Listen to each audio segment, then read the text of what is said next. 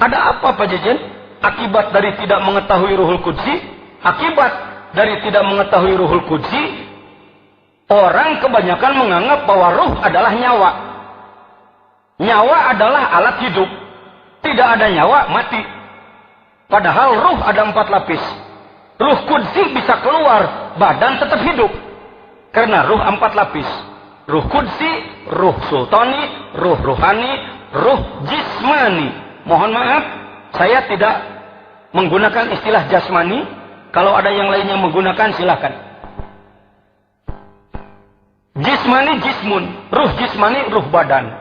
Yang terkait dengan nafs, yang berkait dengan darah. Sedangkan ruh Qudsi adalah ruh murni dari cahaya Muhammad. Semua manusia punya itu.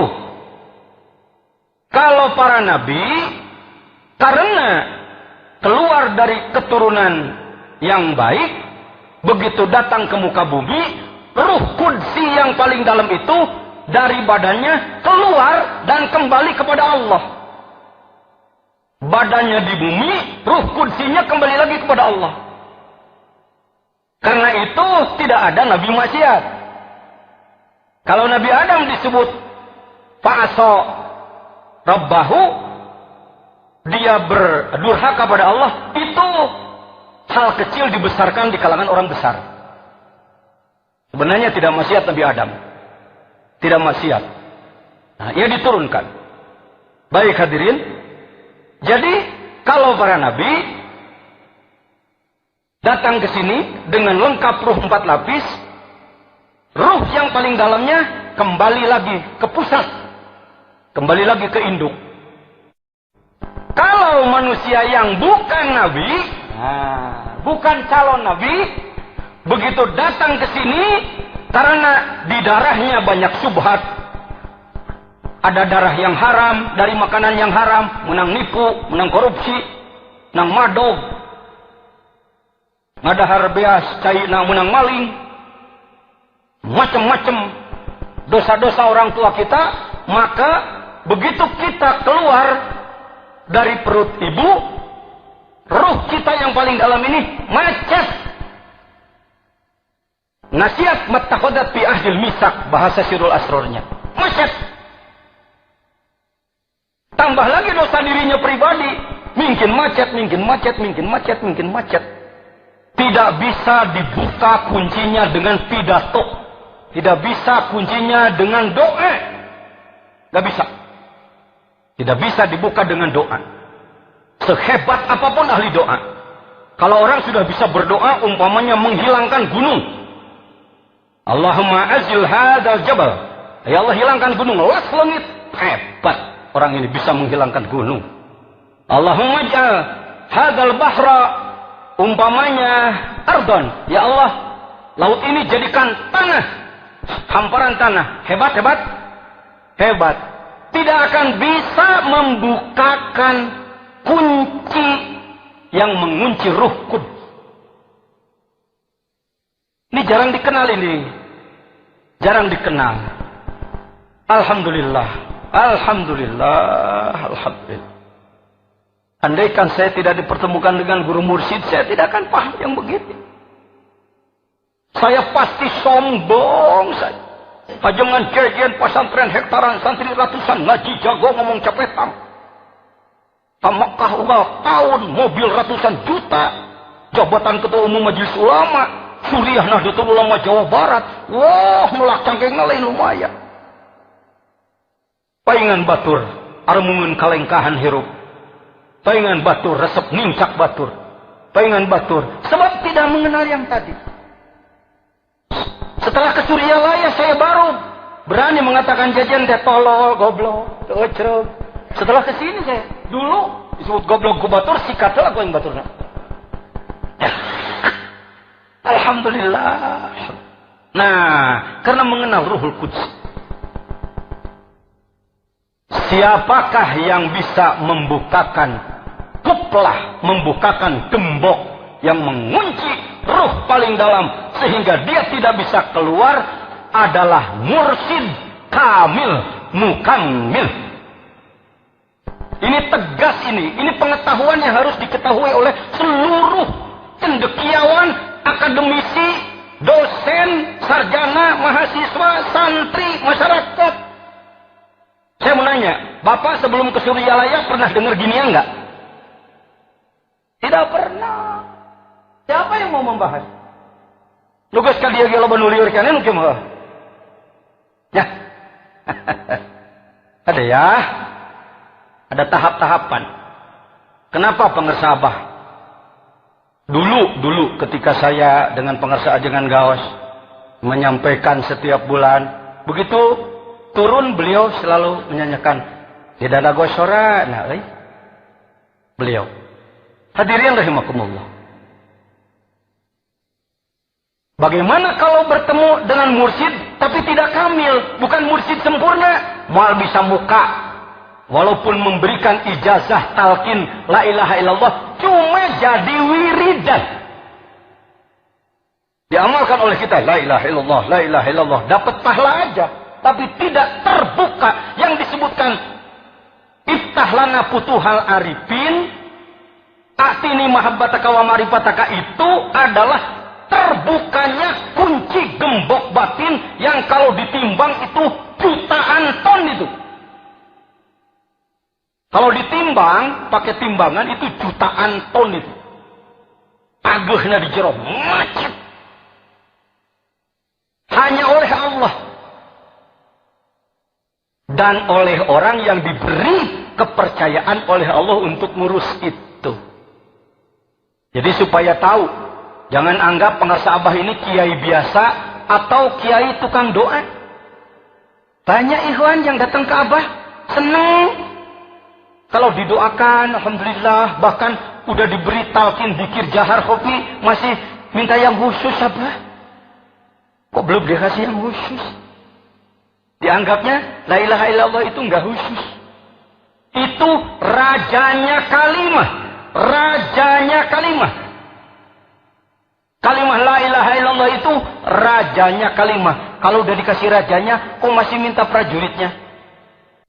Ya, karena saya jarang menyampaikan, maka satu kali kesempatan ini saya agak habiskan bicara. Yang paling sulitnya dalam tarekat, pengetahuan yang paling sulitnya dalam tarekat ini. Ya, hadirin. Jadi la ilaha illallah yang kita amalkan bukan wiridan biasa cari pahala, bukan. Tapi sedang melakukan perjalanan ruh menuju Allah. Sedang melakukan perjalanan ruh menuju Allah. Dari mana ke mana? Dari bumi ini masuk ke langit satu. Ruh kita masuk ke langit satu. Langit 2, 3, 4, 5, 6, 7 itulah malakut. Tembus lagi ke Sidrah Muntaha seperti Rasul Mi'raj dulu. Ruh kita, ruh ibu, ini peot, bodoh. Bapak yang barangkali miskin, cuma tukang beca, itu urusan duniawi. Bisa jadi ruh Anda yang penampilannya bodoh, penampilannya tidak apa-apa, babacaan ke balelo. Tapi karena Anda dituntun ku ruh kamil, ruh suci, maka Anda melakukan perjalanan ruh menuju Allah. Masuk ke langit satu. Ruh mana? Ayo nih. Bukan nanti mati. Ike mun maut, ngan modar wae ngomong gitu. Yang bisa selamat nanti itu kalau jurusan selamat dari sekarang gitu. Ya. Arjuna jata walam tasluk masalikaha inna safinata la tajri alal yabisi. Maneh hayang salamet temapai jalan salamet. Lir umpama kapal laut hayang berjalan di darat mal bisa. Lamun jelema kakalir nepina. Mun jelema ngagidi ka kidul nepina. Kita sekarang kita cuma jangan banyak ngomong sama orang. Tau nggak? Gini gue sehari-hari cuma tukang parkir, tahu nggak? Ruh gue lagi di sana loh. Ulah ngomong gitu. Itu namanya porno, itu namanya haid. Tapi Anda harus tahu. Ya, bukan doa. Kalau doa itu minta. Masyarakat umat Islam Indonesia ini baru mengacungkan jempol pada seorang kiai kalau kiai itu cepat diijabah doa. Kalau ke situ cespleng. Kalau ke situ instan. Waduh, luar biasa. Bapak perlu tahu. Bisa jadi orang diijabah doa karena Allah senang pada dia. Bisa jadi karena istidraj. Nyungkun. Sebenarnya Allah nggak ridho sama orang ini. Tapi karena orang ini sering minta dikasih. Siap. Sama dengan anak yang malas kerja. Minta uang kepada ibunya. Nggak dikasih meledok kaca. Dikasih aja. Siap. Si bergong siap. Diberi mah diberi. Masyarakat Indonesia nggak paham.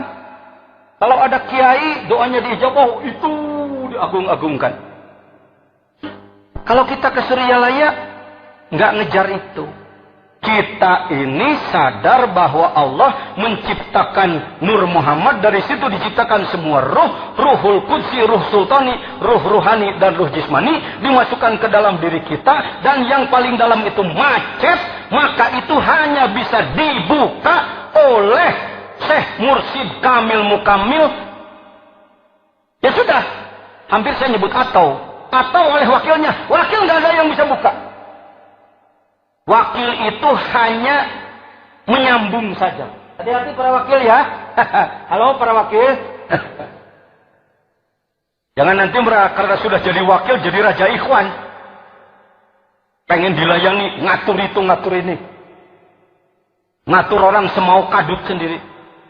Wakil itu hodim, sama aja dengan tukang masak di dapur.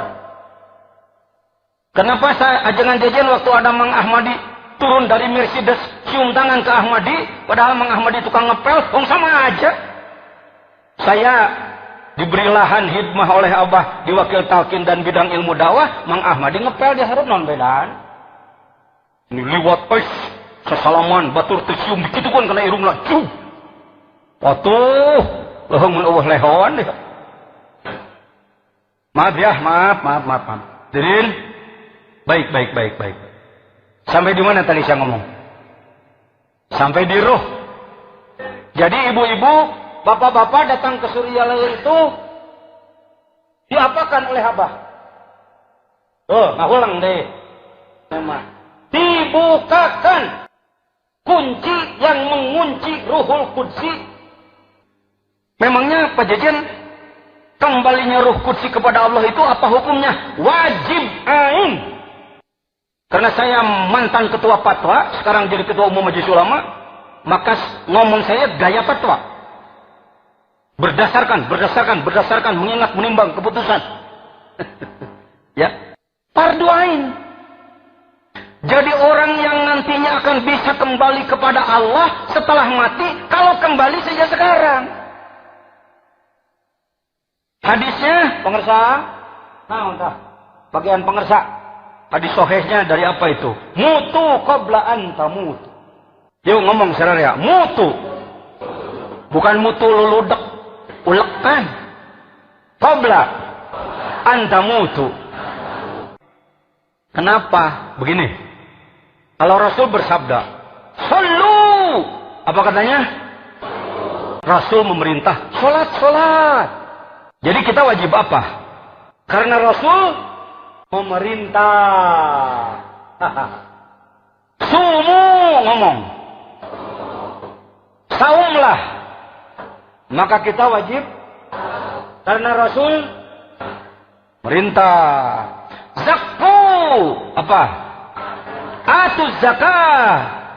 Laksanakan zakat. Maka kalau nisab kita wajib. Karena Rasul. Kalau tidak dilaksanakan, dosa, diancam masuk. Saya ulang. Nggak mudah ini, nggak mudah menyampaikannya begini. Sebab saya harus memperbaiki pemikiran. Rasul bersabda, sumu. Apa katanya? Artinya Rasul memerintah orang supaya maka umatnya wajib dalam setahun 1 bulan. Rasul memerintah sholat, maka kita wajib sholat dalam sehari 5 kali. Kalau tidak dilaksanakan, dosa diancam masuk. Yakin? Percaya? Tidak ragu-ragu? Oke. Bagi yang sudah sampai istitoah, kalau haji jangan nyebut nisab ya. Orang yang sudah mampu punya bekal dan sehat untuk berangkat ke haji, maka dia wajib melaksanakan. Allah bersabda, atimul hajj. Yang sudah mampu tapi tidak melaksanakan diancam masuk neraka. Yakin? Nah, sekarang Rasul bersabda, mutu ngomong. Qabla anta mutu. Matilah kamu sebelum mati. Perintah siapa itu? Kepada siapa itu? Laksanakan apa jangan? Hukumnya? Kalau tidak, diancam masuk. Nah, kita menang. Teradais ngomong lebih lama. Saudara Rasul mewajibkan sholat. Kalau tidak sholat, neraka. Saudara Allah mewajibkan saum. Kalau tidak saum, neraka. Bagaimana Pak Kiai, Ustaz tentang mati sebelum mati? Ya kalau itu sih mulai dibijaksanakan itu. Jadi kalau itu sih ya terserah ya. Ya hadirin sebenarnya saya itu paham. Ngan mengaku itu paham ya. Rasul memerintah mutukot. Matilah kamu sebelum. Artinya kita harus sudah melakukan perjalanan ruh kembali kepada Allah sebelum habis kontrak dicabut nyawa. Penyawana cuma satu, itulah ketololan. Nyawa bukan satu, ruh bukan satu, ruh 4. Yang disebutkan kembali adalah Ruhul Qudsi. Bagaimana cara kembalinya? Datanglah ke ahlinya untuk dibuka simpul kuncinya.